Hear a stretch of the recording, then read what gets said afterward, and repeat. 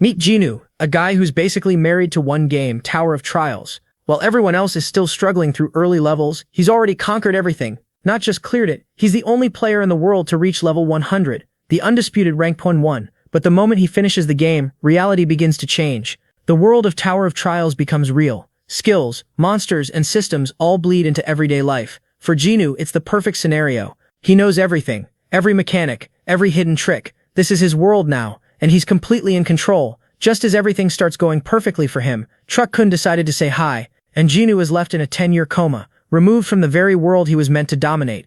When he finally wakes up, everything has changed. Even his parents now have summons, and the news is filled with people clearing dungeons like it's completely normal. Then a system notification appears, asking if he's ready to start the tutorial. Not long after waking from his 10-year coma, my guy resumes life at home, but with a very different twist. He absorbs everything he can about this new world that has merged with the video game. For example, duels and raids are now everywhere. Dungeons must be cleared, and the Tower of Trials has become a real physical structure. The entire concept of the digital game has fully materialized into reality.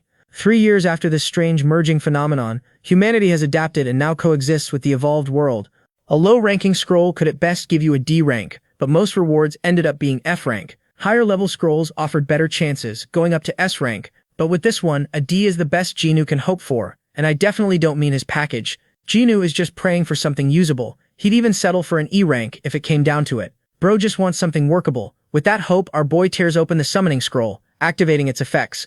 Judging by his reaction, Jinu is genuinely excited because he can't wait to see what a real summon looks like in person. Suddenly, blue lightning crashes down violently, scaring the life out of him. Jinu watches in complete shock, the torn scroll lying on the ground. The system calls out and to his surprise confirms that he has summoned an X-rank Wind Fairy. In other words, something far from average. Completely stunned, Jinu questions whether this is even supposed to happen. The Wind Fairy looks at him in surprise, then becomes amazed at her own summoning. She's thrilled, swooning over the fact that someone managed to summon her after such a long time. Jinu is confused because summons aren't supposed to talk back, but then it clicks, and he asks if she might be Ramba. The question confuses her, and she quickly denies it, saying she's just a Wind Fairy. But as she floats there, she slowly recalls that only one person ever called her that, Jinu God. In that instant, realization hits her. Her face flushes as she recognizes him as her beloved Jinu God. With tears in her eyes, she clings to his face, crying about how much she missed him while hugging him tightly. Our hero begins to understand why an X rank was summoned in the first place. Back in the game, if you exploited the Wind Fairy's hidden mechanics, she could evolve into a powerful support summon that boosts attack speed. They had spent so much time together during his early days that he even gave her the nickname Ramba. At the same time, he still can't believe that this bug exists in the current version, since it was patched in year 1 of Battle of Summons. Jinu checks the official records, recalling how the exploit was supposedly fixed. He even remembers his frustration when she was deleted despite all his investment. Examining her data, he discovers that the Wind Fairy now has a strange quarantine status, something he doesn't fully understand. The fairy begins to cry, explaining that she was trapped in a cage and couldn't escape ever since she disappeared. She begs him not to leave her again, but our hero pushes her aside, trying to piece together a game theory. First, Jinu asks what caused her quarantine status.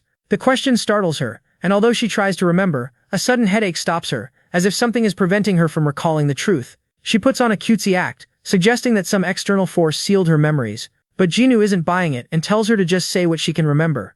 Ramba admits she can't say much but confirms she was held in isolation and no normal player could summon her. What's more interesting is that Jinu senses there are other summons like her that were also quarantined. Ramba confirms this, though she never met them since they were kept separately. She estimates that at least 10 entities are part of this quarantine, which immediately gets Jinu thinking. His thoughts lead to a chilling conclusion. Back in the game, 10 of his summons were labeled as bugs and deleted under his care. If all of them were reclassified as X rank, then they might also be summonable. Ramba is simply happy that she managed to return to him through the scroll. Jinu theorizes that maybe these X rank summons only respond to his scrolls, which would mean he's the only person in the world capable of pulling X ranks so easily.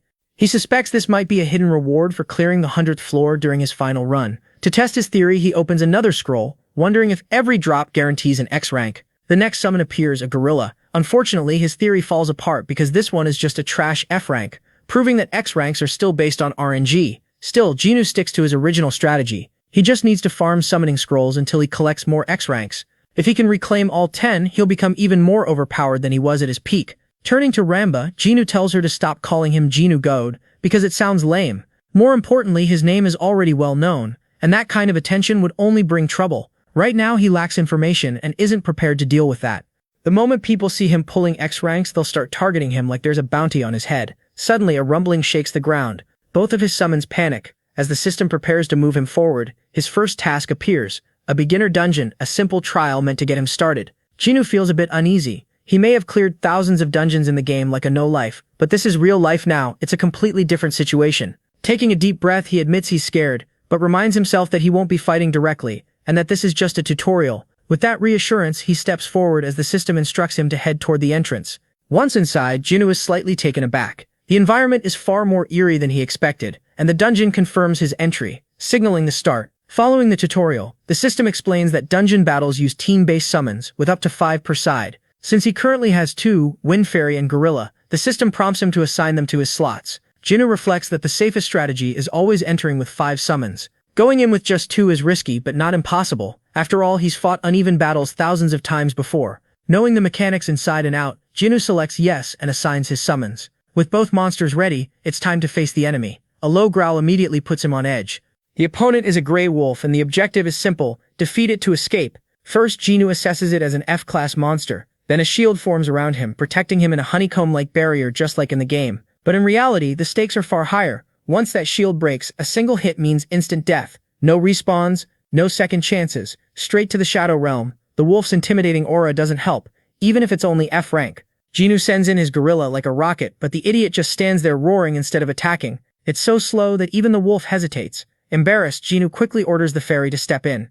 Ramba uses her skill, Wind Pressure, boosting the gorilla's attack speed. With the buff applied, the gorilla suddenly moves with explosive force. Jinwoo is satisfied with the result. At the same time, the gray wolf charges forward to meet the attack. What worries Jinwoo is the wolf's size. It's much bigger than it should be. For the first time, he's unsure if his gorilla can win. This isn't a game anymore. Anything can happen. The clash begins as the wolf lunges first, biting into the gorilla and taking it down instantly, sending Jinwoo's stress through the roof. He yells at the fairy to do something, but she's already doing everything she can.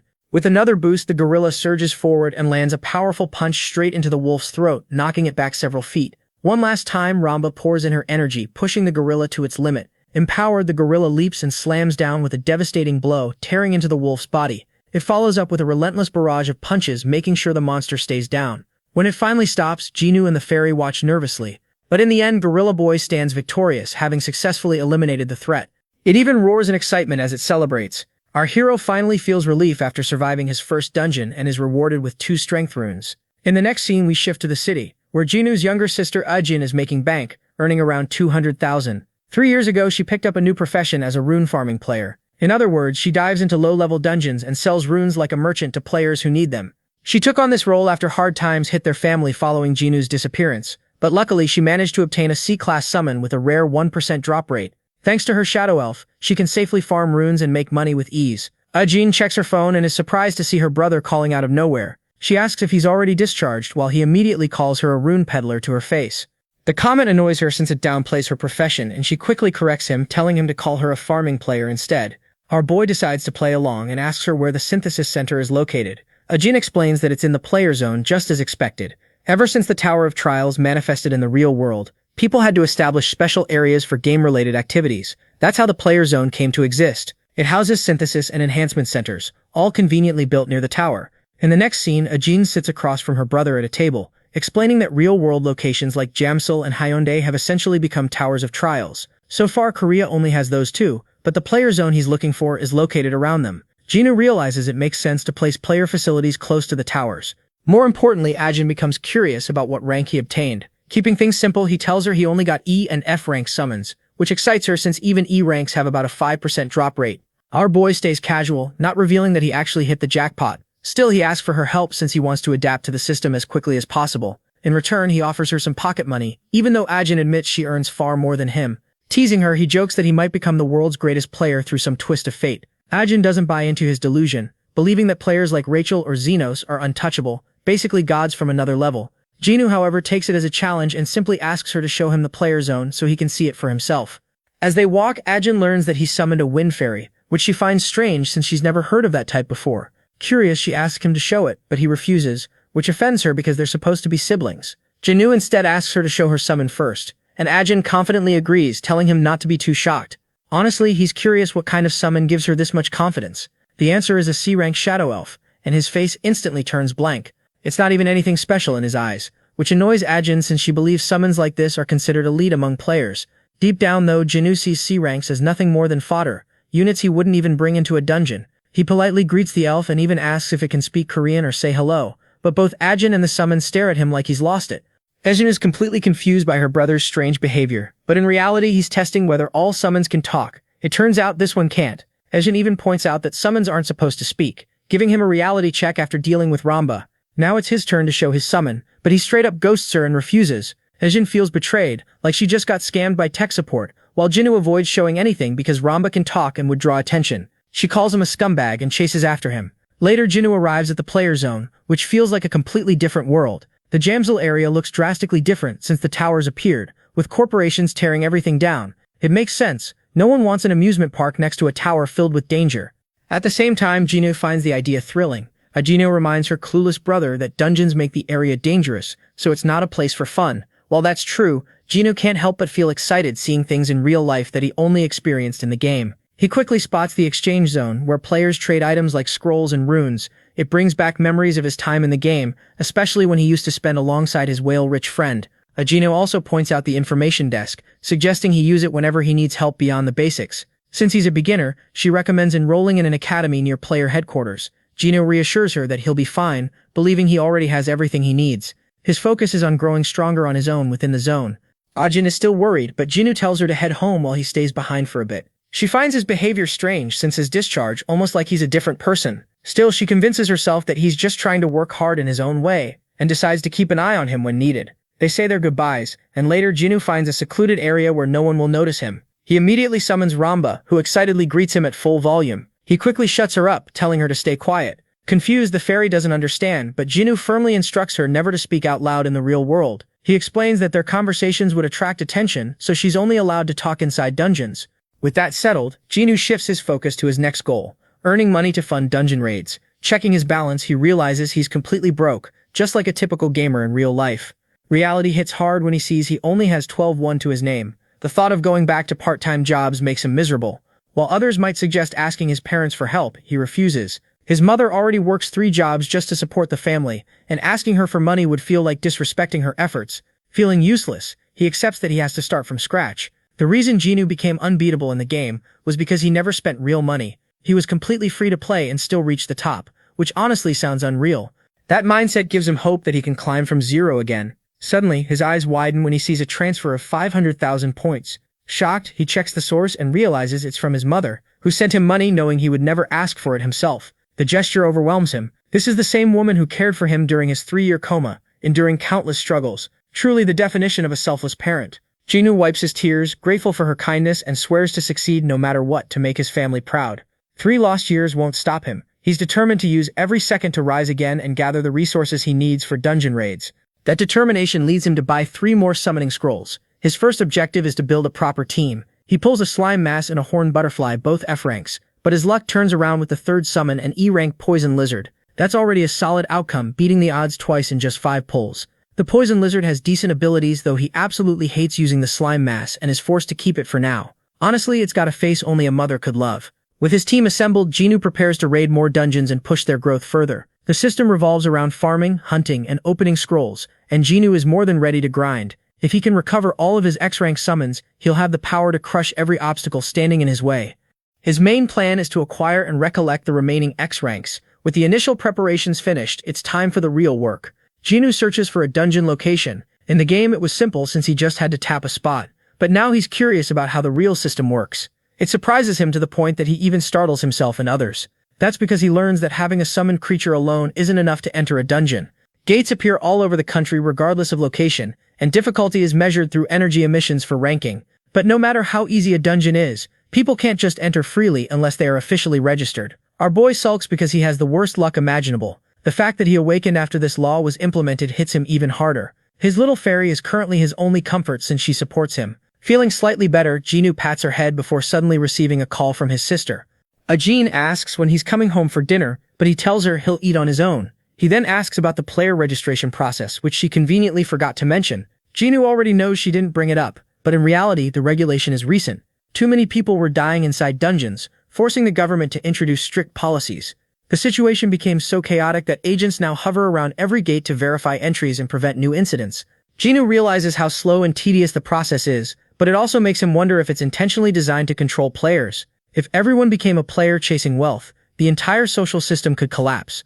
On top of that, there's also a ranking system that lists players locally and globally. Korea is so low-ranked that it doesn't even appear on the international board. Jin feels disappointed, thinking that if Jinwoo God were around, they would rank higher, completely unaware that she's talking about her own brother, the legendary player. The call ends, and Jinwoo decides to rest for the day. The next morning at home, food is ready. Jinwoo is already preparing to leave at 6 a.m. His mother tells him to at least take a rice ball, but he insists he's fine. He quickly puts on his shoes and apologizes to his parents for only showing them his worst side, even thanking them sincerely for everything they've done. The parents are left completely shocked, his father flustered, his mother worried. The government has tightened safety protocols, and Jinwoo checks his phone, learning that countless deaths occurred due to player recklessness. He can't say much either, since he himself was a gaming addict for the past 10 years. It's not something he's proud of. At the reception, he submits his application form and asks how many people actually passed the qualification. He learns there's a final test, which annoys him because 1,000 people are already waiting behind him. Still, he thinks that if he can't pass something this basic, then what's the point of being one of the 5 emperors of the heavens? In the next scene, we move to a different location. Park Chang, affiliated with HQ, is disappointed with the talent this year. Suddenly, the building is attacked and chaos erupts. A man invades using a giant orc summon, seeking revenge against Chang for killing his brothers. Meanwhile, Chang believes the attacker is a psychopath and summons his own monsters, mostly fire and wood-based creatures.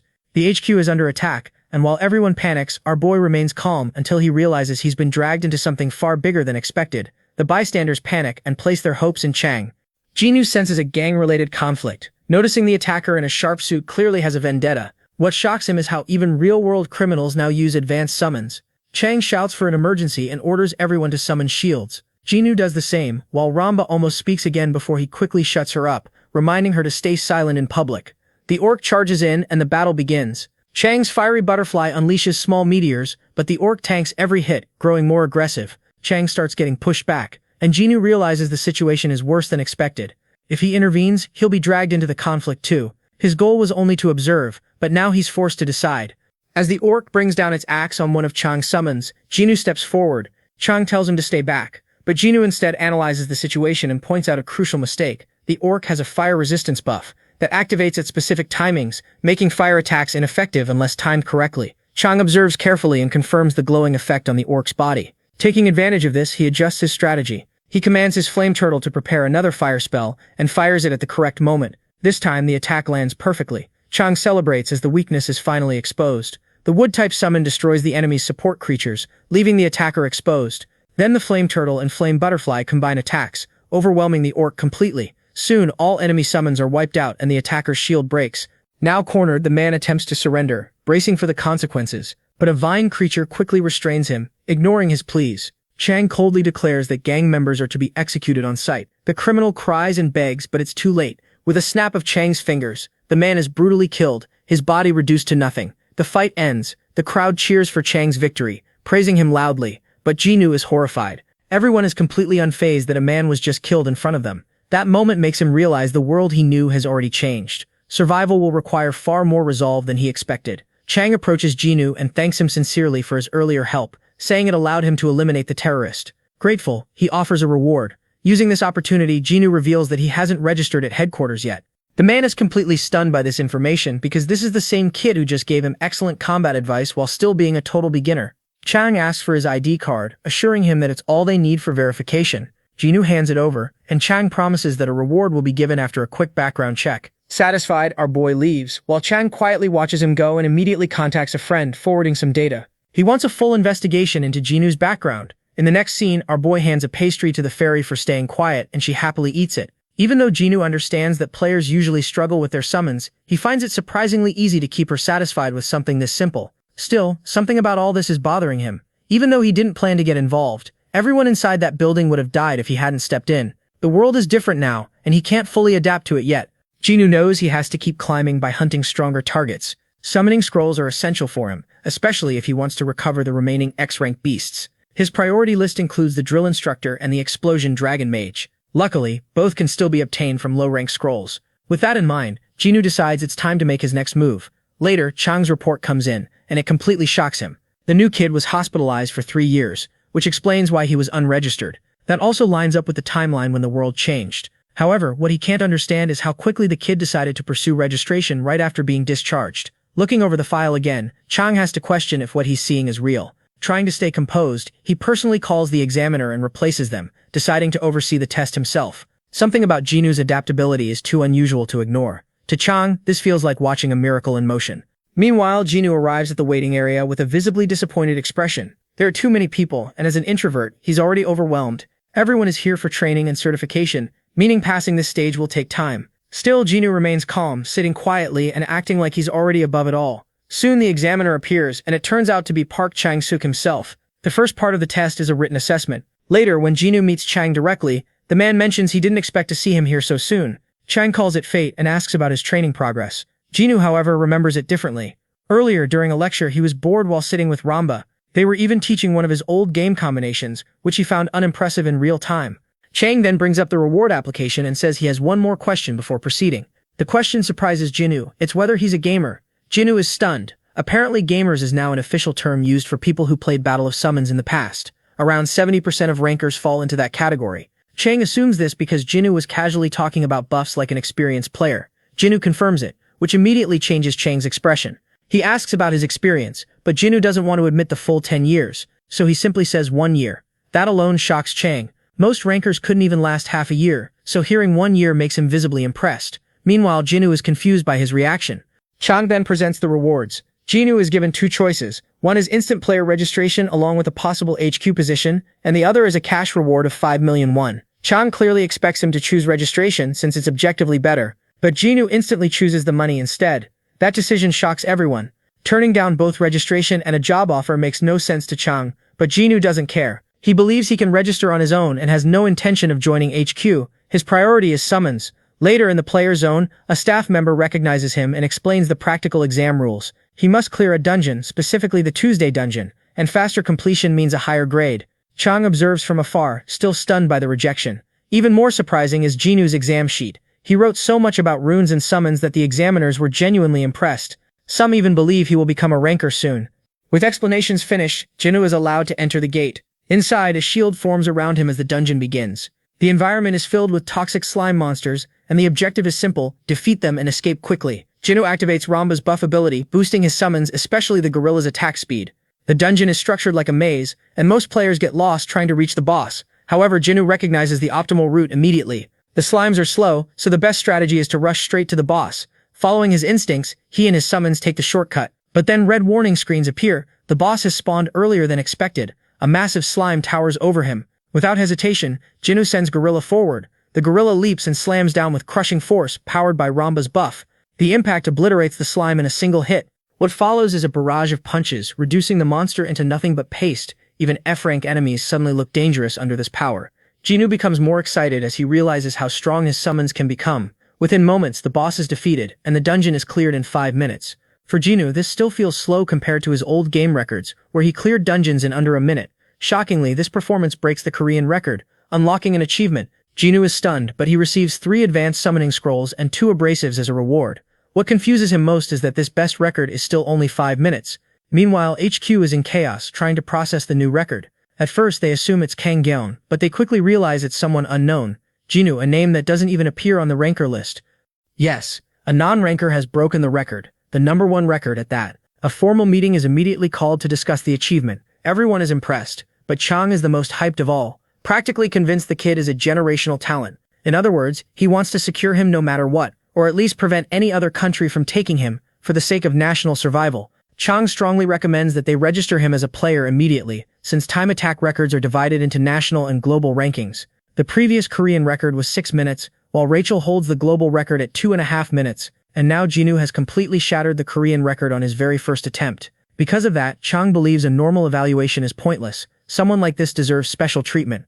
Back to Jinu, he's actually a bit disappointed with how average his record feels. Chang suddenly rushes over, calling his name with an almost overly excited energy, praising his performance. He asks how Jinu managed to do it, but Jinu keeps it simple and doesn't explain much, thinking the praise is exaggerated. Then Chang hands him his official player license card. Jinu is surprised he got registered so easily without any real trial. However, Chang is still curious about his method. Jinu hesitates because revealing it could change everything. Korea's ranking, his personal freedom, and his safety. The upside is fame and money, but the downside is becoming a target or even getting controlled for information. Since the risk is too high, he avoids answering and instead calls out Chang for being too forward. Chang takes the refusal seriously, but also understands that this kind of gamer strategy is personal. He also admits that Korea urgently needs talent like Jinwoo. From this interaction, Jinwoo realizes Chang isn't a bad guy, he actually follows through properly and listens. That makes him consider whether using the country system could actually help him grow faster if timed correctly. He then asks to move somewhere quiet. In the next scene, Chang is practically pleading with him, emphasizing how much the headquarters needs his help, especially knowing he was just in a coma for 3 years. Chang apologizes again for the background check, explaining that unregistered skilled individuals often turn out to be criminals or gang-related players.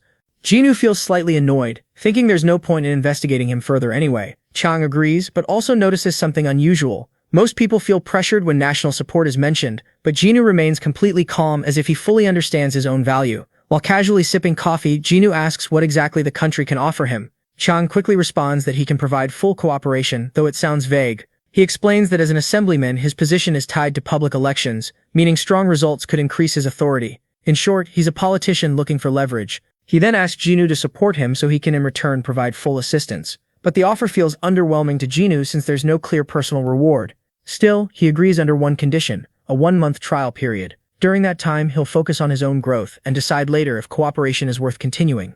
If not, he'll walk away and return everything. Chang interprets this as a trial partnership. It's bold, but it's his only chance to secure Jinwoo. They shake hands, both sides agreeing to the temporary deal. Jinwoo adds another condition. He wants confirmation that news of his record won't spread across the country since he's concerned about safety. Chang initially says HQ can handle his protection, but quickly realizes even they may not be enough for someone like Jinwoo, especially given how easily he handled the dungeon. So he accepts the condition, though he admits total information control isn't possible. They part ways on that note. Jinwoo leaves satisfied and immediately checks his rewards, especially the advanced summoning scrolls. He knows record-breaking rewards are valuable, and although opening them sounds tempting, gambling isn't his priority. Selling them seems smarter. Then he remembers the player web system where all player data and trading listings exist. After installing and checking it, he's shocked each high-grade scroll is worth around 3 million won. That means he almost made 10 million won from a single dungeon run. Jinwoo quickly realizes his financial situation might change much faster than expected. He plans to sell the high-grade scrolls and reinvest into low-grade ones, focusing only on the summons he needs most.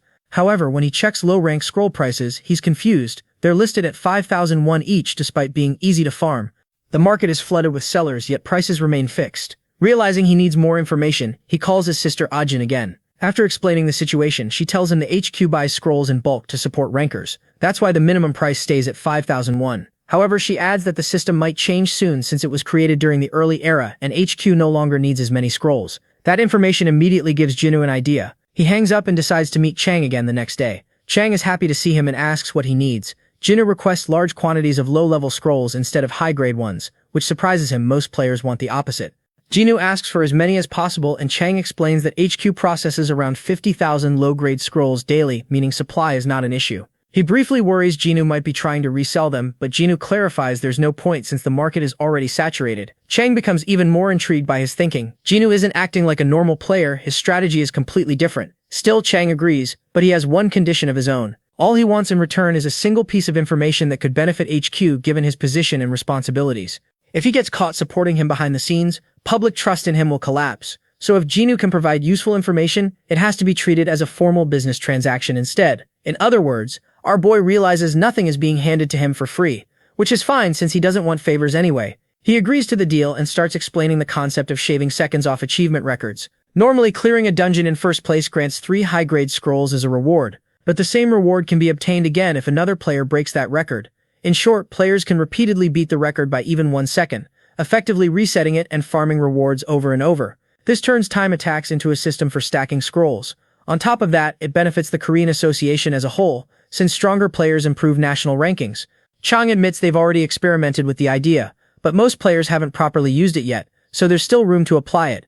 Next, Jinwoo brings up another strategy, this time for the Tuesday dungeon he cleared. Chang listens closely, practically waiting like an excited puppy, thinking he's about to hear some top-tier secret technique. Jinwoo explains that with this method, most players could clear the dungeon in under 3 minutes. But before sharing more, he ensures the information is worth the price. He increases his demand, adding 50 more high-grade scrolls on top of the low-grade ones. In total, he's effectively asking for around 100 million won worth of scrolls. It's an insane price, but Jinwoo considers it fair since the strategy can be applied across both low and high-tier dungeons, potentially generating billions in return. Chang agrees, stating that if the information proves valuable, he'll transfer 150 million won directly and also supply 10,000 low-rank scrolls daily. The next evening, Chang gathers his staff for a test. Everyone is expecting something significant. He begins by mentioning the recent Tuesday dungeon record, then casually claims he obtained a method to bypass it through overseas connections. He even frames Jinwoo as a test subject who unknowingly contributed to the discovery, warning them not to spread any details. The purpose of the meeting is simple. They will begin time attack testing using this new method.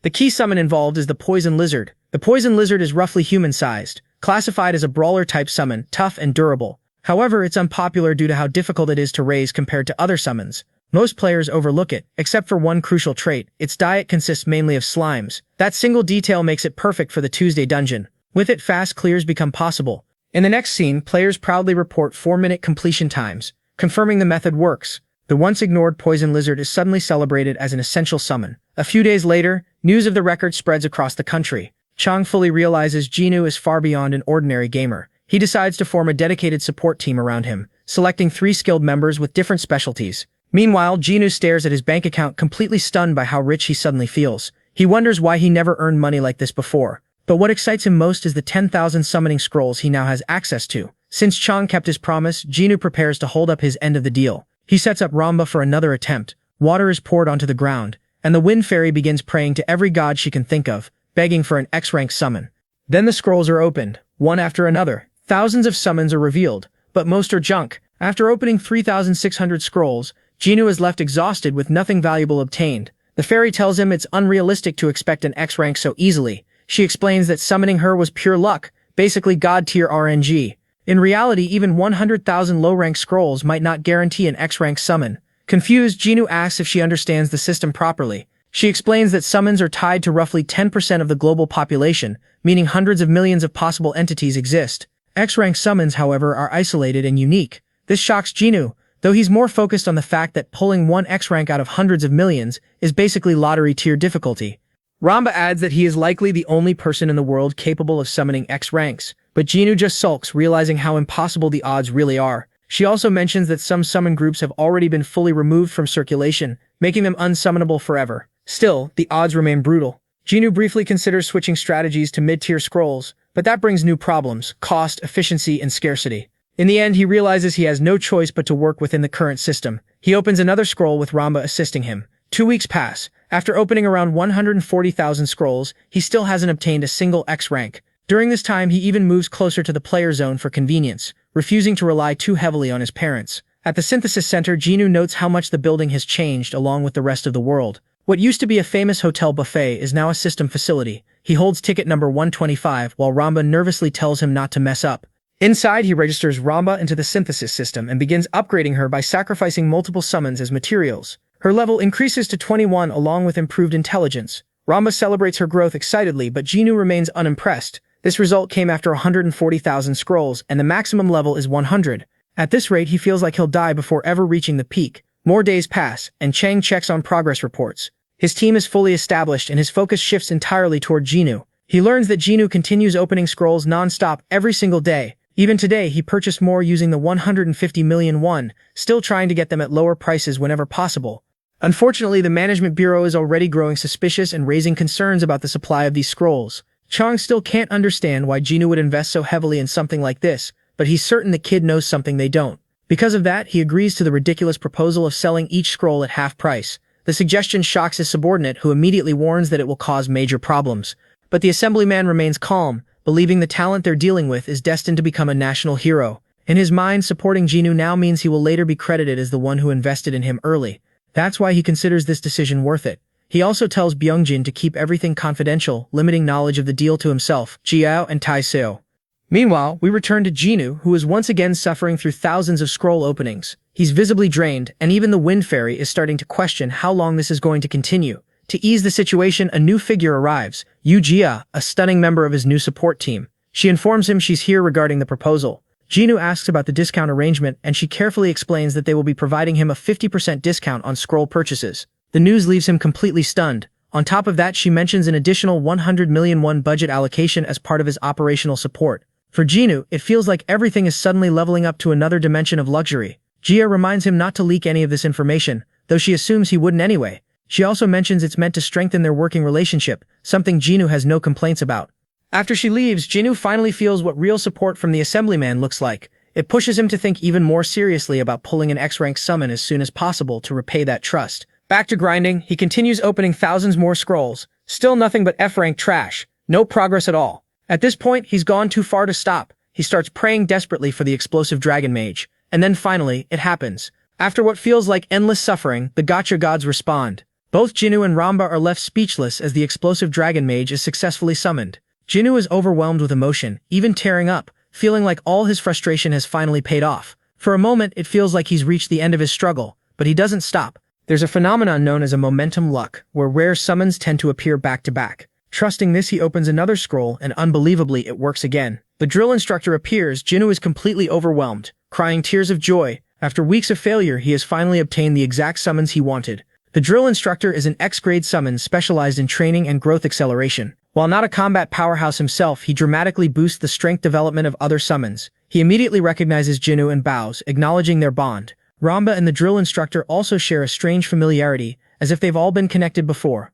Then the explosive dragon mage appears as well, confirming her identity. Jinwoo hears her voice for the first time, and she turns out to have terrifying offensive potential, especially when paired with proper training support. With the drill instructor's guidance, her damage scaling becomes absurd. Both summons acknowledge Jinwoo as their master and show genuine respect. He calmly orders them to stay silent in public. That night back at home, Jinwoo is completely drained. His summons are now interacting with each other freely, while the drill instructor immediately begins assessing their weaknesses. He declares that all of them are too weak and need intense training. He first instructs the explosive dragon mage to refine her mana control in preparation for unlocking higher abilities. Then he turns to Ramba, who instantly panics under his intense gaze. His training plan for her is brutal, starting with basic strength development. He gives her an absurd first task: lift and swing a frying pan 5,000 times. The fairy looks helplessly toward Jinwoo for support, but he's mentally gone at this point. Meanwhile, back at HQ, Geo reports a new issue. The director has officially stopped supplying scrolls and is demanding a full investigation into their usage. Chang is confused,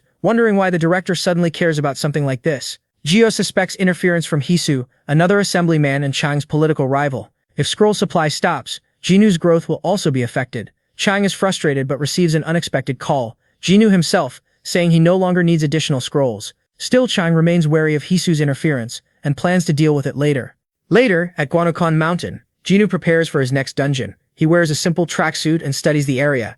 In this world, there are several dungeon types: exploration dungeons for materials, Tower of Trials dungeons for high difficulty, and Chaos Dragon dungeons requiring full parties, though that last one hasn't fully manifested in reality yet. There are also rare stage dungeons, but those are uncommon. Despite recommendations to use a party, Jinwoo prefers going solo. A staff member checks his license, confirms his registration, and lets him proceed.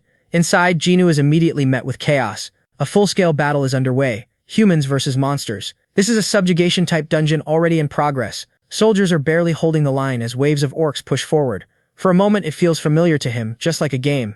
But now that everything is real, he can feel every bit of the intense pressure in the air. What stands before him is no longer a simulation, but a full-scale war where soldiers desperately shout for healers to keep them alive. The boy decides to stay calm and quickly summons his units to deal with the orcs. He tells Ramba to boost the drill instructor's attack speed and orders the explosive dragon mage to provide cover, using her fire spells. At the same time, he commands the D-ranked Mini Kong to charge straight toward the orc boss, completely ignoring the chaos in between. His focus is entirely on the boss because of the simple structure of the orc subjugation dungeon. As long as the giant orc at the back is taken down, victory is guaranteed and the battle will end. Meanwhile, with Ramba's buff in effect, the drill instructor goes completely wild, cutting down orcs one after another as if they were mere insects. Watching this, Jinwoo begins to wonder if this overwhelming strength comes from being an X-rank. A small smile forms on his face as it becomes clear the battle might end before he even gets the chance to properly warm up. Even the soldiers who were struggling just moments ago are left stunned, seeing powerful allies appear out of nowhere and completely shift the tide of the fight. Mini Kong leaps straight into the orcs while the Golden Fairy continues healing without pause. Ramba, on the other hand, seems to be enjoying herself, provoking the monsters and making them throw their weapons at her. Seeing this, the boy immediately scolds her for messing around. Meanwhile, the explosive dragon mage unleashes her signature fire spell, burning every orc that comes into contact with her flames. Before long, through their teamwork, the boss finally falls, and a notification appears, confirming that the dungeon has been successfully cleared. All the summons celebrate their small victory as the system rewards them with experience points, allowing them to level up. On top of that, Jinwoo hits the jackpot by receiving an intermediate summoning scroll, along with 500,000 won. These rewards push him to start looking for new dungeons right away, since he not only leveled up his summons but also earned easy cash in the process. He begins planning to make it big overnight, and finally stop being a broke loser. Meanwhile, back at headquarters, Assemblyman Chang is being scolded by Jia for making such a reckless bet. Apparently, he let his anger get the better of him and is now facing the consequences. During his earlier meeting with Hisu and the director, things escalated into an argument that nearly turned into a full-blown fight. The director tried to step in and stop the clash between Assemblyman Hisu and Chang. Hisu insisted he was only giving advice, but Chang clearly had no interest in hearing something that sounded more like an insult than help. Hisu then mocks him, calling him a loser since none of his talents have ever made it to the national team. That comment pushes Park Chang over the edge, and the argument quickly intensifies. Unfortunately for him, his rival actually has the skills to back up his words. Even so, Park refuses to let Hisu look down on him like that. Sensing that Park is about to lose control, Hisu proposes a bet to see whose talent can reach a higher rank, and Park immediately agrees without thinking it through. Hisu then raises the stakes, adding that the loser must publicly admit the other is better and resign from their position. To make sure neither of them backs out, he adds a penalty of 1 billion won. Instead of reconsidering, Park quickly agrees and even suggests drafting a proper contract for the bet. As the story shifts back, Jia questions him, asking if he made such a reckless decision just because of Jinwoo. She admits the boy is a genius, but reminds him that, at the end of the day, he is still just a gamer who might fall short compared to registered rankers. The man, however, remains unfazed, stating that he fully believes in Jinwoo and is confident the boy will bring massive returns if supported properly. Just then, an assistant rushes into the room and loudly announces that he has identified the person responsible for solo clearing D-rank dungeons.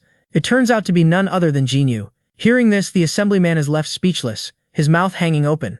While Jia struggles to believe it, she argues that it has only been a month since the boy registered, and she cannot understand how he is already clearing dungeons in under 5 minutes. The assemblyman immediately takes advantage of the situation, switching his tone as he starts bragging about his instincts, claiming he always knew the boy was special. The excitement on his face is obvious as he begins looking forward to winning the ridiculous bet he made. Back at home, the boy lies on his bed, staring at his phone screen. He cannot help but giggle while checking his bank balance. The poor guy has never seen this much money in one place before.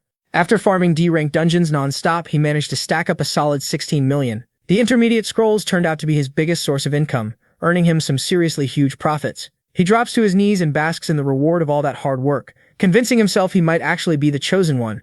That is a bit conceited considering his summons did most of the work. Still, he decides to divide the money into different accounts for separate purposes. First, he sets aside funds for monthly expenses. Then he creates another account to share part of his earnings with his family and make them proud. Lastly, and most importantly, he sets aside 10 million, the same amount that got his name into the headlines, placing it into a savings account, strictly for personal use. The rest of his balance is reserved for himself. While you can never have enough wealth, Jinwoo understands the importance of investing in his growth as a player. All of his summons are already above level 30. The next step in strengthening them is through powerful runes. It will not be easy, but grinding dungeons daily remains the most efficient method. Still, he wonders if buying a main summon from the black market might speed up his farming.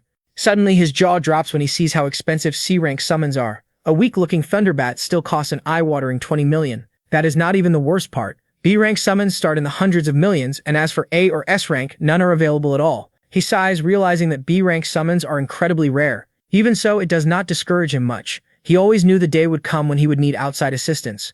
Back at the assemblyman's office, the man's calm and composed demeanor completely shatters when he hears some thrilling news.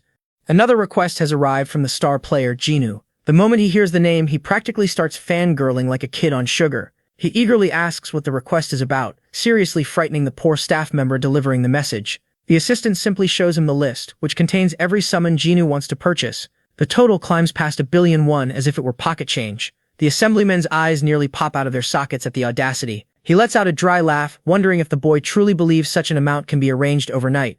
However, his sarcasm fades when his subordinate adds one crucial detail. Jinwoo has promised to reveal secret information about timed attacks in daily dungeons. That immediately grabs his full attention. He confirms whether the player truly means information for every single day of the week. It sounds far too generous, almost suspicious. Still, he chooses to trust Jinwoo, and decides to bring the proposal to the director. A few hours later, he returns to the office, slamming his fist on the desk and looking like he might flip it at any moment. His team can already tell the meeting did not go well.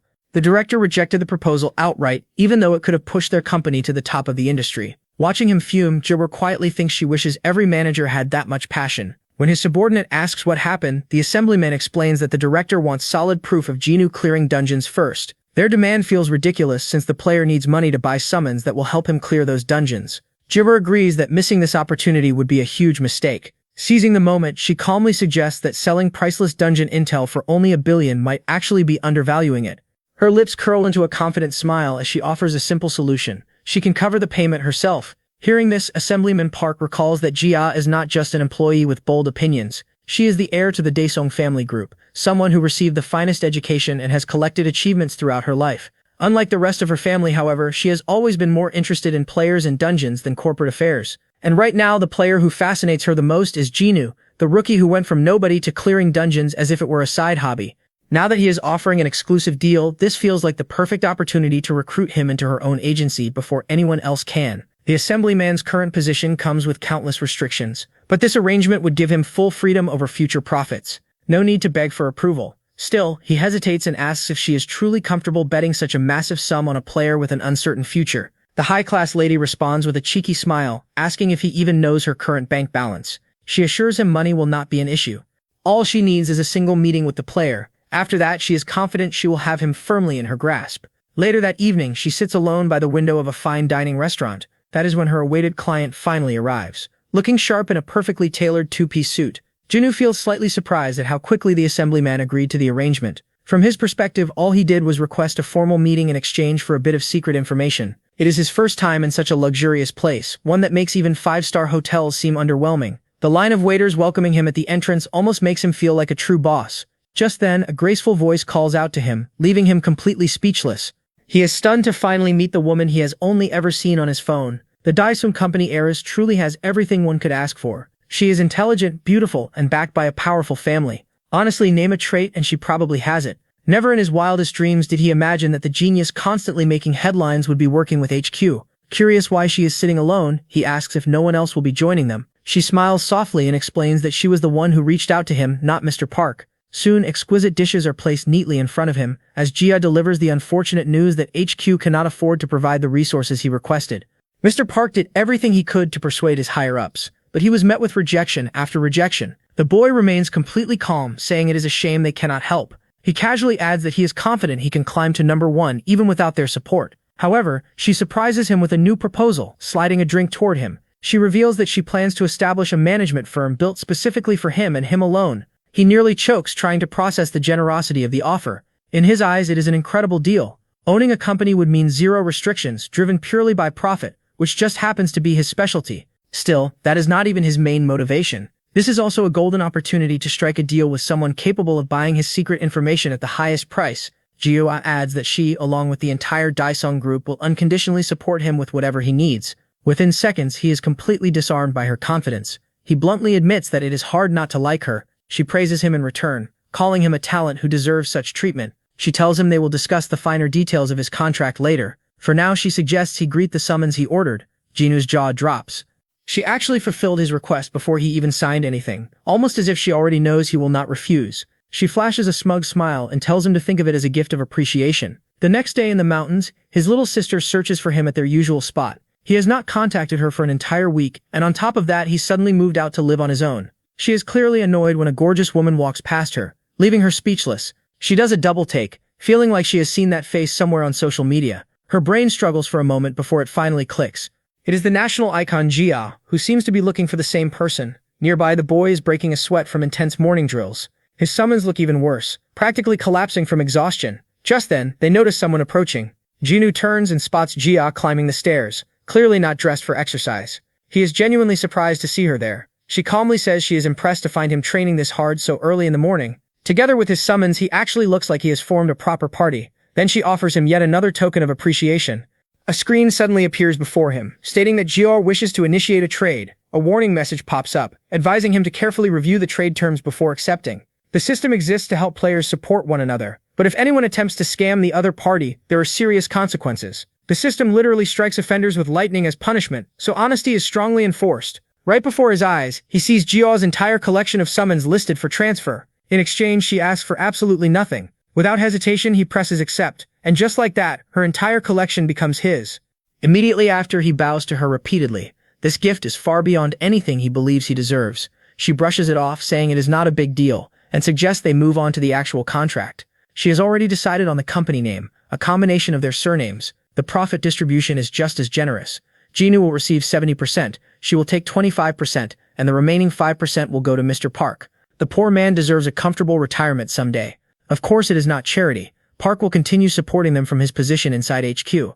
As for the paperwork, she has already arranged for an assistant to handle everything. Jinwoo raises an eyebrow, pointing out that those assistants were employed by HQ. She casually informs him that they have already resigned. Apparently, offering triple their previous salary is a very effective motivator. Moving on, he wonders if she is truly fine with giving him 70%. She calmly assures him it is not generosity but a calculated decision that reflects her confidence in his potential. What she does not say out loud is that money is not her real goal. Her true intention is to win Jinwoo completely to her side. Without hesitation, the boy presses his thumbprint onto the contract, sealing the deal as the two of them shake hands. Just then, one of his summons notices movement in the forest. In the blink of an eye, it disappears into the bushes. Moments later, violent screams echo through the trees. Shortly after, it returns, dragging two familiar figures like pieces of meat from a butcher shop. Completely confused, Jinwoo stares at his little sister, Ajin, and asks why she was sneaking around in the bushes. He pieces together her story and realizes she recognized Jinwoo as a celebrity she admired, which led her to follow her without thinking. She quickly tries to reframe the situation, claiming she was just curious at the time. By then Jiao had already left, so Jinwoo presses further, pointing out that it still counts as stalking. He asks if she decided to watch them from a distance after seeing him with Jiao. His sister falls silent after being exposed. After a brief pause, she finally admits the truth without resistance.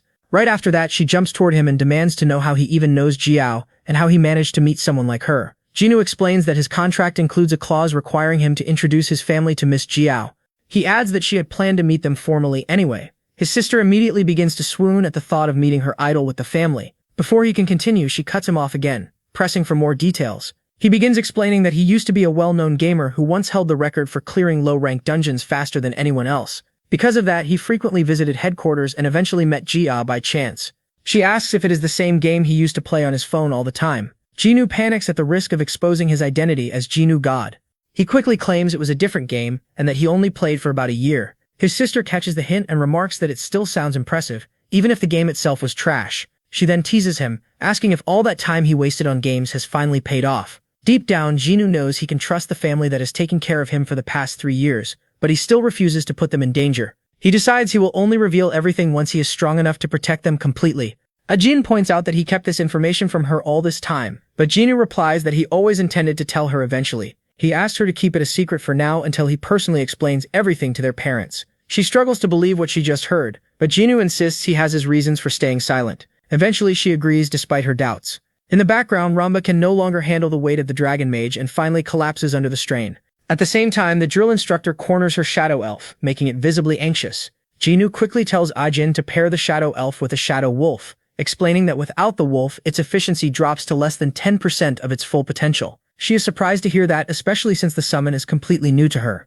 Jinwoo explains that it makes sense because the summon belongs to the B-rank tier. Curious, she wonders how she could possibly obtain a B-rank summon and immediately searches the online catalog for answers. In the next moment, her expression falls into despair as she shows him the price, asking how he expects her to afford something that costs 500 million. She sarcastically remarks that at this rate she might be able to buy it in 20 years. However, her brother calmly replies that he can get it for her within a month without much trouble. She bursts into laughter at the claim and mocks him for trying to act cool just because he has recently gained some recognition as a gamer. She tells him to forget about it and insists that she will save up little by little until she can afford it on her own someday. He simply smiles, stands up, and tells her not to cry when he actually makes it happen, which only leaves her more confused. She begins to feel that her brother has changed into a completely different person lately, while her frightened elf quietly snuggles into her lap for comfort. About a week later, outside one of the weekday dungeons, Jinwoo meets up with the company team as planned. They hand him a set of new gear which confuses him at first since he did not expect anything like that. Jisa explains that for the U-Box company, information is their most valuable asset above everything else. She tells him that they sell high-definition recordings of dungeon runs at premium prices, and the special gear exists to capture everything during the process. She continues by explaining that the equipment records the surroundings in full 3-dimensional detail while remaining lightweight enough to wear comfortably. As soon as he puts it on, the assistant activates the system, and it begins recording everything around him like a set of prying eyes. Jinwoo feels slightly embarrassed, saying this might be the most awkward situation he has ever experienced. He adds that he has never attempted a Monday dungeon before, so the run might not look very clean. Jinwoo reassures him that they will simply edit the best parts together afterward. He thanks her and casually asks if it would be fine for him to break the national record the moment he enters the dungeon. This completely startles her, and she stares at him in disbelief before giving a hesitant approval. She wonders if he is joking and tells him to stay relaxed and perform naturally based on his instincts as a gamer instead. After entering the dungeon, he recalls that the current Korean record sits at around 7 minutes. He immediately concludes that surpassing it will be easy. He remembers that this dungeon uniquely drops attack-related runes, making clear time directly tied to ranking performance. Just like in other games, attack runes play a crucial role in the boss system, and without them, progression becomes nearly impossible. In addition, the dungeon operates as a defense-type scenario where surviving for 30 minutes guarantees a clear. However, completion time still matters, so if he manages to defeat the final boss, known as the Lich, the dungeon ends instantly. Because of that, eliminating the boss has become the primary strategy for top players aiming for fast clears. He checks his equipment and opens his interface, which displays options to organize 3 different teams for battle. Jinwoo has already prepared everything in advance, so he quickly loads a preset configuration without wasting any time. For his first team, he summons the training instructor, the combat aide, and Mini Kong, while for the second team, he selects the Priest of Radiance along with the Golden Fairy. His status screen updates, showing that the Horde of the Lich has begun its approach and that he must hold out for 30 minutes under pressure. The timer starts immediately, and Mini Kong charges forward in a frenzy, tearing through the incoming skeletons without restraint. Jinwoo signals his summons to push forward and carve a path toward victory. As the Horde advances, he orders them to move toward higher ground without delay. The training instructor Hung looks surprised at first but follows the command, realizing that everything is being recorded. Jinwoo estimates that it will take at least 2 minutes to reach the higher position, and during that time, he trusts Mini Kong and Hung to handle the incoming enemies. Once they arrive, he instructs his combat aide to take position and prepare for the next phase. He recalls that in the game, the combat aide has long range and exceptional accuracy, making it useful in specific situations. However, in reality, its damage output is extremely low, to the point where it cannot even defeat a standard monster after hours of continuous attacks. Even so, in this low-rank Monday dungeon, the aide becomes the perfect summon because the Lich has relatively low health overall. He tells the aide to hold fire for now, and then orders Radiance to cast a blessing over the battlefield. He explains that this blessing removes the Lich's dark shield, which normally grants immunity against long-range attacks. Once the shield disappears, he commands the combat aide to begin firing immediately. While Mini Kong and Hung maintain control of the advancing horde, Radiance and Murmury provide support from above. The aide fires its shot, and as expected, the damage appears underwhelming compared to the other summons. However, the key detail is that the Lich's health steadily decreases with each precise hit. After several successful shots, the Lich begins to weaken, and Jinwoo notes that with normal runes, this process would have taken far too long. That is why most players avoid bringing the combat aide into this dungeon. At that moment, a skeleton slips past Kong and rushes toward Jinwoo, but Hung intercepts it instantly and eliminates it without hesitation. Jinwoo then points out that he holds a major advantage because he can combine runes with Hung's abilities to unlock the combat aide's full potential. With that enhancement, even a top-tier Lich can fall from a single decisive strike. The next shot fires, and the Lich suddenly falters as its condition worsens rapidly before collapsing backward. The system screen updates, confirming that the boss has been defeated, and the dungeon has been cleared in 4 minutes and 12 seconds. The entire squad exhales in relief, as the results screen reveals that they have broken Korea's all-time record and unlocked a special achievement. Meanwhile, Jiao wonders if he truly intended to attempt a time attack on his very first run, feeling that it might have been too ambitious. She quietly notes that it has only been a week since he obtained his summons, and they would have supported him regardless, even if he failed. The assistant grows anxious and asks if she really believes that Jinwoo can break every record without exception. He continues, saying that while breaking the Tuesday record is impressive, they never discussed how he plans to clear the remaining dungeons ahead. He points out that Jinwoo is not the first player in Korea with a year of experience, and questions whether he has been completely honest from the start. Jinwoo cuts him off and asks if he is worried about the situation, which immediately softens his expression. She looks back at him and tells him not to stress about the investment, since she used her personal funds anyway. She adds that even in the worst-case scenario, she will ensure their careers remain secure without any damage. On top of that, she reassures them that their salaries will remain unchanged, which causes both of them to tear up in relief. Jael reflects quietly, reminding herself that she has more than enough resources to handle any outcome that may come from this decision. At the same time, she cannot shake the feeling that Jael is hiding something far greater beneath the surface. The confidence he displayed before entering the dungeon made it clear that the challenge meant almost nothing to him from the very beginning. Just then, news arrives confirming that the record has officially been broken, sending shockwaves through everyone involved. The information quickly reaches HQ, where they realize that the low-rank Monday dungeon record has been shattered by an unbelievable margin of 3 minutes. They immediately look up the player responsible and discover that it is none other than Jinwoo, leaving them completely stunned. Back at the dungeon entrance, Jia's hands tremble as she begins to grasp the full weight of what just happened. In her mind, the business will perform decently at worst, but if everything goes right, it could grow into something far beyond expectations. Meanwhile, inside the dungeon, our boy looks at the magnificent scene before him, reflecting briefly. As he stares at the portal, he remembers that there is something else he needs to do first. He switches off the recording device and summons the system panel, telling himself that it is finally time for some intense grinding. In the game, after clearing a weekday dungeon, players unlock a feature known as Auto Battle. As the name suggests, as long as your summons handle the grinding, you can continue collecting rewards effortlessly. Returning to the present, he sends the drill instructor back into his inventory and summons Ramba instead, placing her in charge of the grinding session.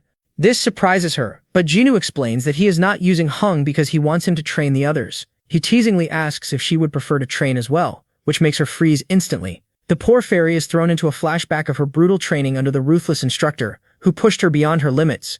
Remembering that traumatic experience, she nearly breaks into tears and begs him to let her focus on grinding instead. With that settled, he forms a plan to clear all the weekday dungeons first, and then maximize profits using the auto battle system.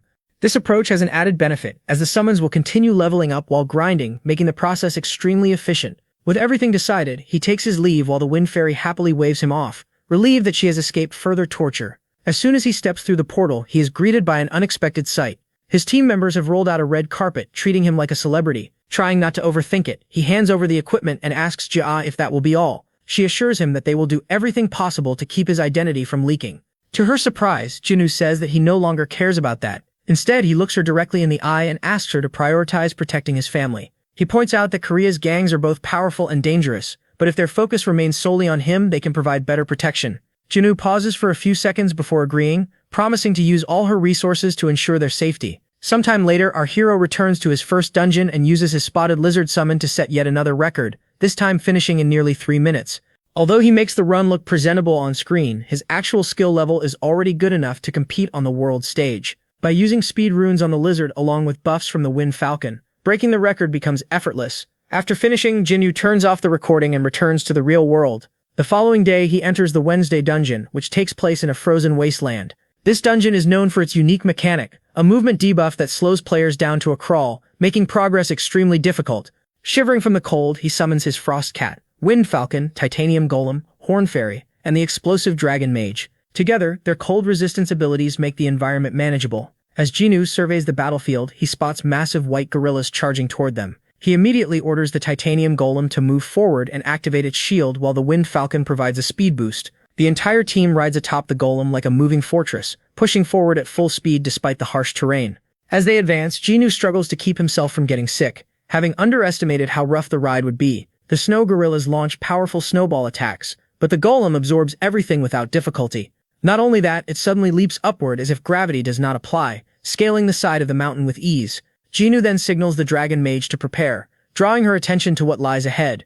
As soon as they reach the ledge, a system warning appears, indicating that the dungeon boss is nearby. The gorilla boss Promax unleashes a deafening roar, but Jinwoo remains unfazed and immediately issues commands to the Horn Fairy. She flies ahead and uses her ability to destroy the boss's protective shield. Without wasting a second, he signals the Dragon Mage, who unleashes a devastating flame attack that engulfs the boss entirely. Within moments, the dungeon is cleared in under 5 minutes. Jinwoo celebrates briefly after setting another record, only to suddenly double over and vomit due to motion sickness from the intense ride. From that point on, headlines begin to flood the media, reporting on a mysterious no-ranker who is breaking national records across Korea. People soon realize that this is the same player who cleared the Tuesday dungeon, causing his popularity to skyrocket. Gossip spreads rapidly as he becomes the center of attention. Back at HQ, the director grows increasingly irritated as he reviews the headlines. His secretary informs him that this is the same player Assemblyman Park had mentioned earlier, the one tied to the rejected deal. The agreement was that Jinwoo would provide valuable information in exchange for low-rank summons, but Assemblyman Hisu opposed it, insisting that funds should not be released without proof.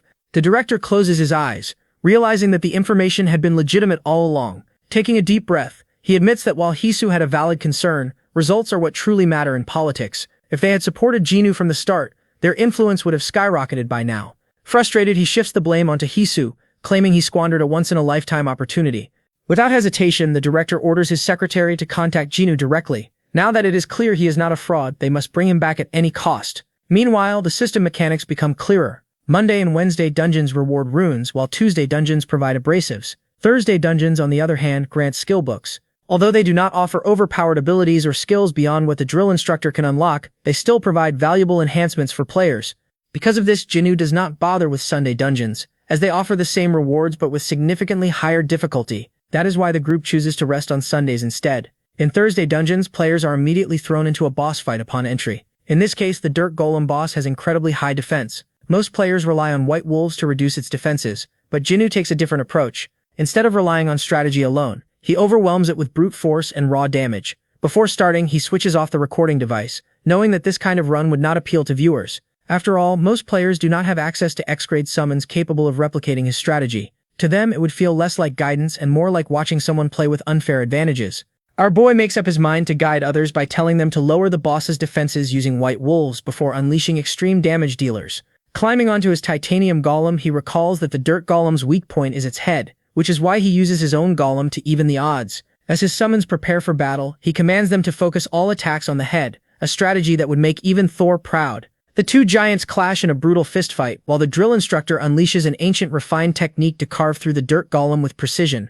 At the same time, the Dragon Mage rises high into the sky and summons her devastating Fire Dragon spell once again, reducing the Dirt Golem to nothing more than a lifeless shell. Moments later, the system announces that the dungeon has been cleared in just over 5 minutes. Watching the drill instructor, Jinwoo realizes just how broken his abilities truly are, and that there was probably a reason they were restricted before. Even so, he has no intention of abusing that power, knowing that with a properly trained Dragon Mage, he could already clear even the highest grade dungeons almost instantly. He starts doing the math in his head, estimating that including entry time, a full clear might take around 10 seconds. Waving at the drill instructor, he calls out that there is still time to squeeze in one more dungeon. Later, as he returns to the real world, two men in business suits approach him and ask if he is Jinwoo. They hand him a business card and introduce themselves as representatives from headquarters. He accepts the card half-heartedly and asks what they want from him this time. The black-haired man forces a polite smile and explains that they reviewed the proposal he submitted earlier, saying that the deal might actually be possible. However, before he can continue, Jinwoo raises his hand and cuts him off.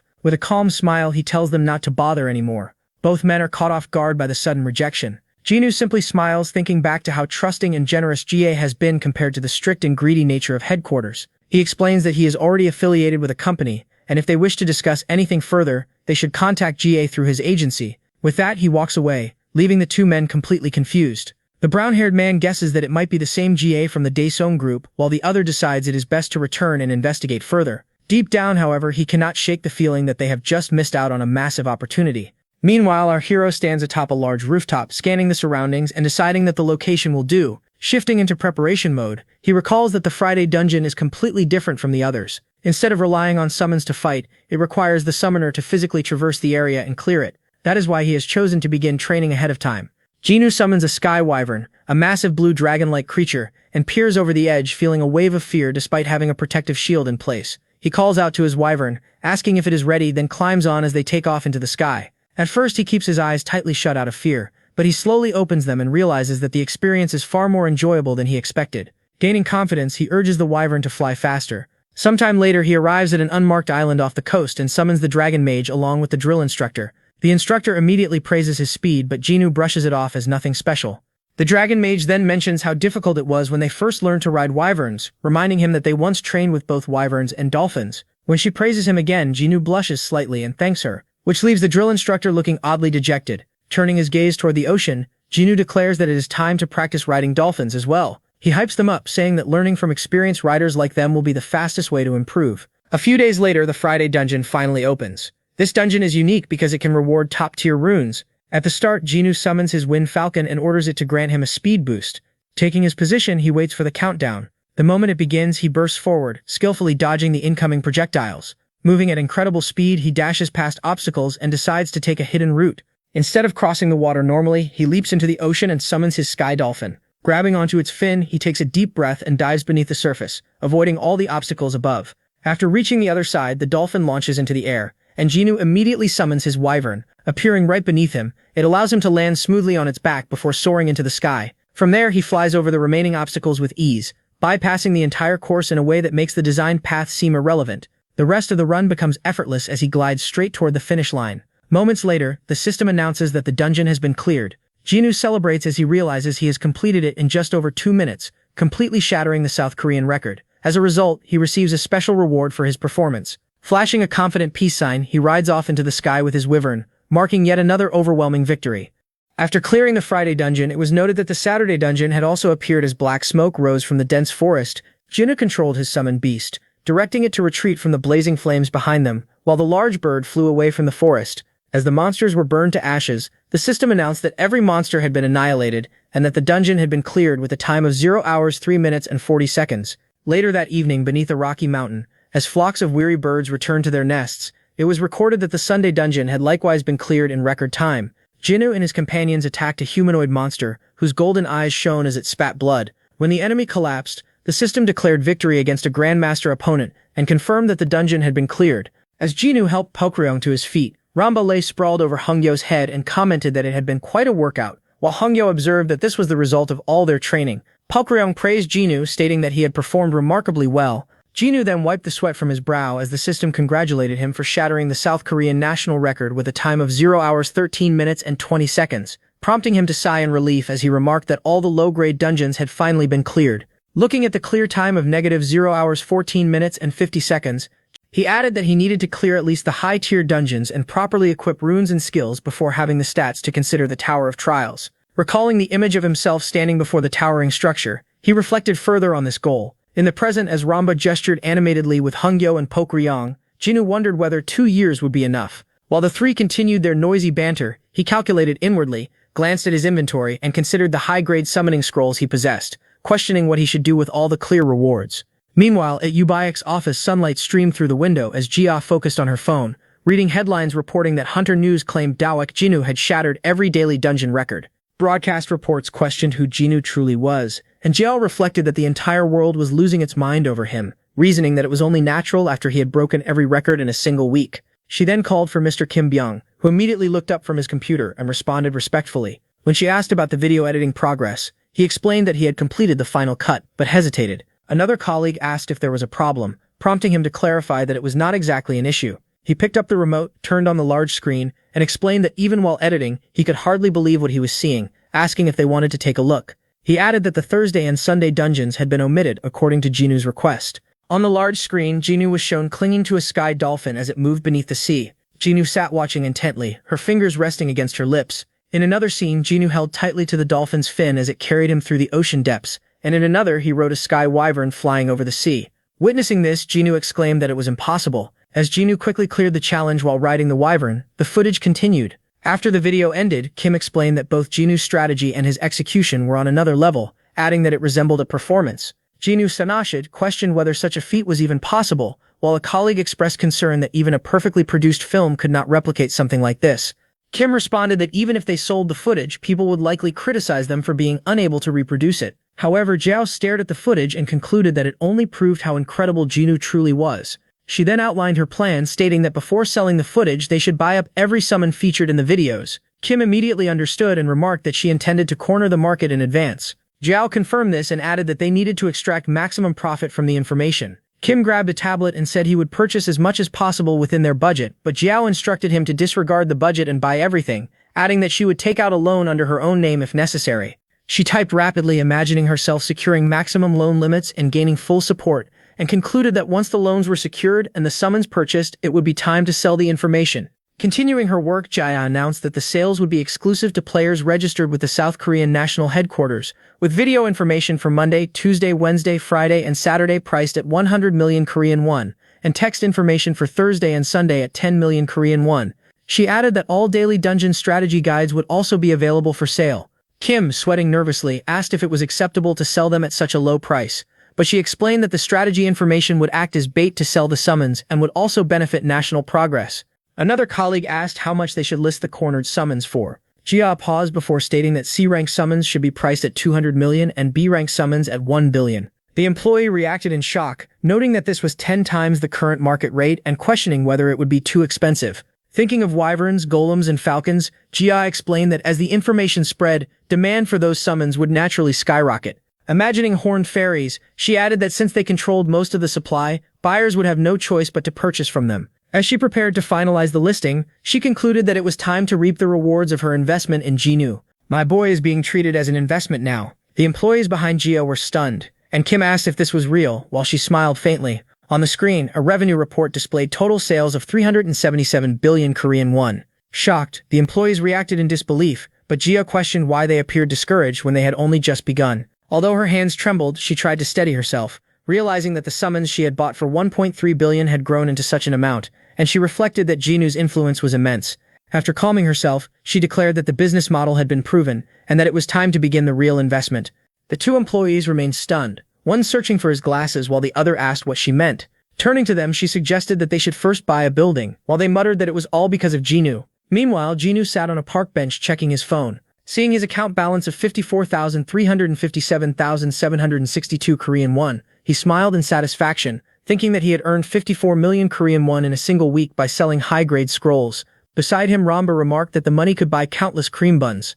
Jinu, moved, commented that dungeon rewards were rewarding, prompting Ramba to ask whether he had pulled an X rank. Hearing this, Jinu asked if she had already forgotten. He recalled their past struggles, including digging through garbage and tearing countless scrolls with no results. Returning to the present, he lowered his head and stated that nothing had appeared even after tens of thousands of attempts. While Ramba sighed, he concluded that it was time to focus on training his existing summons rather than searching for new ones. Noticing something, he thought that he should sell the excess items he had gathered while running the loop and considered asking Jia for help. Holding his phone, he stared at Ajin's number and remembered that she had mentioned selling runes. He reasoned that since he would continue accumulating items, it would be better to entrust them to her, and he composed a message asking if she was available to meet, followed by another suggesting the vacant lot. Watching her previously give money to his mother, he thought that he could share the profits with her, recalling that she had helped cover his hospital bills. As he reviewed the message, he concluded that it was time to repay her. Later that day, the scene shifted to a cafe where Ajin's friends talked about having player boyfriends and showering them with gifts, while Ajin sat quietly in the corner, looking downcast. One of her friends noticed her and asked if she was all right. Ajin insisted that she was fine, but her friend responded that if she had any worries, she could share them. Though touched by their concern, Ajin knew she had to keep her situation a secret, as she was the sister of the player everyone had been talking about recently. Her brother had even set up a company to sell dungeon information. Suddenly, her phone rang. It was Jinu, asking if they could meet. Surprised, Jinu wondered if he was going to tell her something important. She quickly stood up and prepared to leave, but her friends reminded her that they were supposed to have dinner together that day. She explained that her brother had called, which left them shocked, and one of them asked if her brother had awakened from his coma. Ajin confirmed that he had before hurrying out. After she left, her friends began wondering if Ajin's brother was handsome. The scene then shifted to what Jinu referred to as a training ground, where his summons were engaged in intense combat as if everything depended on it. Hongyo was seen overseeing the training with strict focus. Ajin arrived and was immediately stunned by what she saw in front of her. Jinu's summons were fighting with relentless intensity, while Hongyo trained them as though he were not a summon himself. He briefly noticed Ajin but chose to ignore her. At that moment, a voice called out from behind her. When she turned, she saw Jinu, now far more muscular than before. She was left in shock, wondering what had happened to him, recalling that he used to be thin and frail like an average gamer. As she stood there processing the change, Jinu asked if she was all right. Regaining her composure, Ajin asked what his summons were doing and mentioned that their prices had skyrocketed. She thought about how rare those summons were, and recalled rumors that they had appeared in the videos sold by Yuba Cake. A realization struck her, and she asked if Jinu had been the one who set the record using those summons, which he did not deny. She then questioned how he had managed it. Jinu brought up Jia, and Ajin confirmed that she knew her. He explained that Jia had given him those rare summons, which left Ajin confused. She questioned how Jia could have given him something so valuable, considering how expensive those summons were, and Jinu responded that they had been gifts. This only deepened her confusion about their relationship. Snapping back to the present, Ajin asked why he had called her to meet. Jinu then asked if she was still selling runes before placing a large number of them in front of her. Shocked, Ajin asked how he had obtained so many runes. Jinu explained that he had acquired them by clearing dungeons. As she examined them, Ajin quickly realized that they were valuable and could be sold for a high price. Jinu noticed her familiarity with them and remarked that she seemed very knowledgeable. He then stated that he wanted her to sell all the runes for him. Ajin thought about it and felt confident that she could handle the task. She had always shown a strong business mindset even when they were younger. She then asked about his commission, thinking that she needed to consider her own future as well. Jinu asked how much she wanted, and Ajin replied that 8 to 10% was the usual rate. However, Jinu disagreed and proposed a 20% commission instead, offering her a far greater profit. Ajina was left stunned by his generosity. She became extremely happy, even thinking that her brother was incredibly kind. Jinu added that he would provide her with even more runes later, and that she needed to be ready to stay busy. Ajina was overwhelmed, realizing that selling all those items with such a high commission felt like an incredible opportunity. She was deeply moved by her brother's kindness, tears forming in her eyes, as she began to believe that becoming a professional merchant was now within her reach.